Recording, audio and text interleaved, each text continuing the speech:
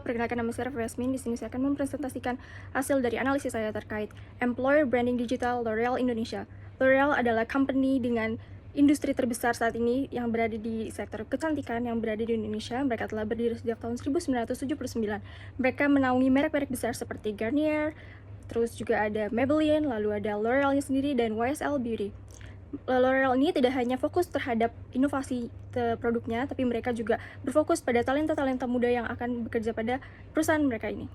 Sehingga nantinya perusahaan ini, L'Oreal, bisa memberikan yang terbaik kepada konsumen dengan talenta-talenta yang bekerja di mereka. Nantinya hal-hal ini dapat memperbaiki dan semakin membuat L'Oreal Indonesia sendiri semakin maju dengan kualitas yang sangat baik dengan adanya talenta-talenta muda yang sangat amat berintegrasi. Kita akan masuk ke pembahasan tentang key findings. Pertama ada di website analysis. Untuk websitenya L'Oreal sendiri ini sangat mudah ya untuk diakses, dan juga website ini sangat mudah bagi pemula yang mungkin belum pernah bekerja dan melamarnya secara online gitu. Ini sangat memudahkan karena begitu kalian buka website tersebut akan ada kolom navigasi careers, tinggal dipencet, lalu itu nanti akan muncul di filter juga dari beberapa nih negara-negara yang ada di bekerja sama di L'Oreal. Maksudnya L'Oreal yang ada di negara mana-mana aja, kalian bisa pilih di situ. Misal kalian dari Indonesia, kalian pilih di Indonesia, lalu kalian bisa memfilter juga pekerjaannya, kalian untuk kunci kerjanya itu apa, kata kuncinya dimasukkan ke situ, lalu nanti akan muncul deh job-job yang lagi tersedia di L'Oreal sendiri.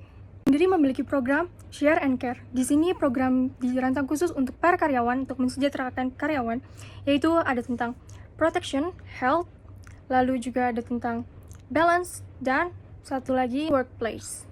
Actionnya sendiri ada asuransi jiwa, lalu juga untuk health-nya mereka memfasilitasi medis, lalu untuk selanjutnya yang balance yaitu adalah cuti-cuti yang bisa diambil oleh para karyawan, dan yang terakhir adalah workplace, di mana L'Oreal ini memudahkan para pekerjanya karena mereka mempunyai lokasi perusahaan yang strategis yang dimana bisa dekat dengan transportasi umum.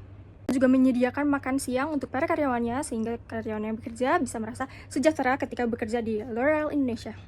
Sendiri memiliki banyak keunikan, salah satunya mereka itu adalah beauty technology pioneer, di mana mereka menciptakan AI, lalu juga mereka membuat inovasi bagaimana virtual try-on, seperti misalkan saya ini punya lipstick dari L'Oreal.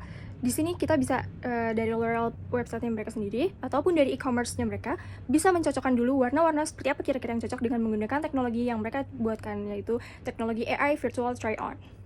Di sini saya mengambil satu contoh sebagai ilustrasi yang akan dipaparkan, yaitu Marketing Reconnect L'Oreal Returnship, di mana program ini telah dibuka sejak bulan September.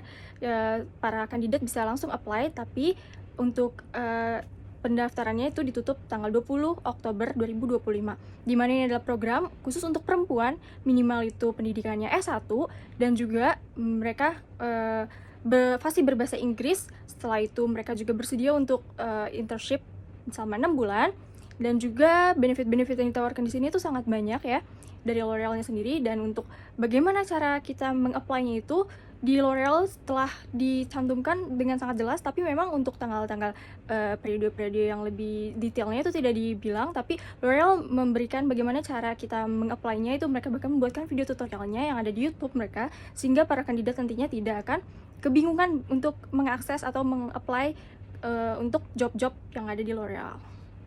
Benefitnya ini memang banyak sekali, tapi salah satu yang akan saya sebutkan ini yang mungkin akan sangat menarik bagi orang-orang yang ingin kerjanya fleksibel, yaitu di L'Oreal ini bisa kerja 3 hari dari kantor dan 2 hari dari rumah. Jadi mereka itu kerjanya bisa hybrid di L'Oreal ini, dan itu tentu saja sangat menguntungkan untuk apalagi untuk mahasiswa yang baru lulus mungkin, atau juga bagi perempuan-perempuan yang lain yang merasa kerja dari rumah dan kerja dari kantor bisa hybrid. Itu sangat amat menguntungkan karena pertama dilihat dari untuk ongkos transportasi, lalu juga untuk kenyamanan, kadang memang lebih nyaman bekerja dari rumah. Untuk platform yang mereka gunakan itu dari LinkedIn, terus juga dari Instagram dan dari TikTok.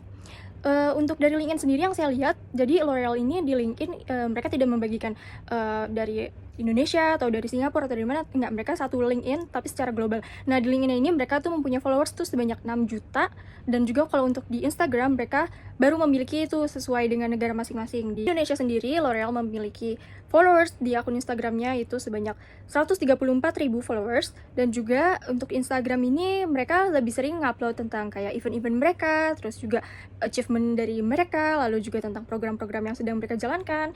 Nah, sementara untuk di TikTok, mereka itu lebih aktif untuk berjualan dan isinya tuh kebanyakan untuk iklan-iklan dari produknya mereka sendiri. Nah, kalau di TikTok, mereka tuh punya followers sebanyak 846.900 followers. Nah, di TikTok juga mereka lebih fokusnya itu kepada iklan dan live shopping. Dimana di TikTok ini ada namanya TikTok Shop. Jadi, pembeli yang melihat bisa langsung membeli produk-produk yang telah disiarkan. Dan juga kalau misalkan lewat TikTok ini, karena live secara langsung, pembeli juga bisa langsung bertanya kepada sales-sales yang ada tentang produk-produk yang dijual. Jadi, experience dalam membeli juga lebih full. Walaupun L'Oreal namanya sudah sangat besar di Indonesia, tetap saja pasti akan ada kompetitor. Kompetitor tertinggi L'Oreal saat ini adalah Paragon. Paragon adalah company yang dibangun oleh anak-anak bangsa, jadi brand-brand mereka adalah brand lokal, itu seperti Makeover, terus juga ada Wardah, ada Emina, dan juga mereka mempunyai brand skincare yaitu Labor. Sendiri lebih mendominasi di sosial media, mereka lebih banyak followers di TikTok dan juga di Instagram.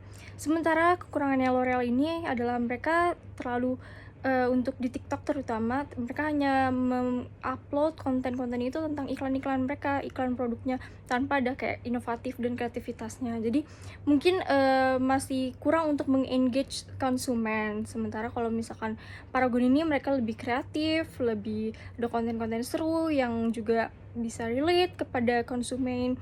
Jadi mungkin kekurangannya L'Oreal ini adalah di engagement ke konsumennya, dan sementara juga di Instagram mereka pun mereka lebih berfokuskan kepada achievement mereka, terus juga kepada program-program mereka, dan juga lebih ke aktivitas-aktivitas yang mana yang terlalu formal untuk menyangkut perusahaan. Jadi lebih mereka tuh lebih menyoroti bagaimana perusahaannya itu sebenarnya bagus, cuma untuk mengengage konsumen, kadang konsumen tuh lebih butuh yang apa ya, yang mereka bisa mengerti dan mereka bisa mudah pahami, dan mereka juga bisa relate, seperti mungkin bagaimana kayak cara-cara untuk mengaplikasikan makeup atau gimana-gimana, itu mungkin lebih berguna untuk mengengage konsumen. Kurang lebih itulah tadi yang dapat saya presentasikan mengenai analisis saya terhadap L'Oreal Indonesia. Because you're worth it.